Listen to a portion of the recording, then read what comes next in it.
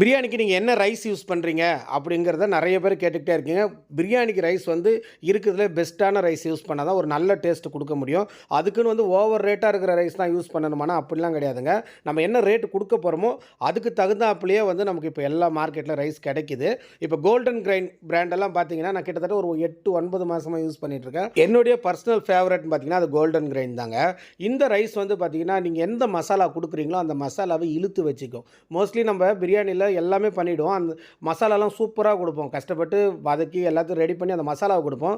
அந்த அரிசிக்கு வந்து இழுத்து வச்சுக்கிற கெப்பாசிட்டி இல்லைன்னா சக்க மாதிரியே இருக்கும். சாப்பிடும்போது இன்னும் வெறும் சாதத்தை மென்று சாப்பிட்ற மாதிரி இருக்கும்.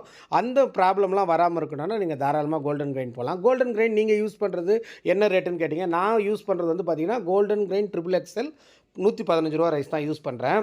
நம்ம கடைக்கு அது செட் ஆகிடுது. பட் வந்து ₹70, ₹80, ₹60 பிரியாணி விற்கிற கடையெல்லாம் இன்னும் இருந்துகிட்டு தான் இருக்குது. அவங்கெல்லாம் என்கிட்ட காண்டாக்ட் பண்ணி பேசும்போது, அண்ணா நீங்கள் பரவாயில்ல அந்த ரேட்டில் போடுறீங்க ரைஸு, எங்களால் கொடுக்க முடியாது, நாங்கள் ரேட் கம்மியாக தரோங்கிறாங்க.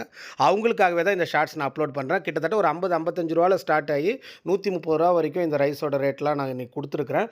இந்த ரைஸ்லாம் பார்த்திங்கன்னா ரொம்ப நல்லாவே இருக்குங்க.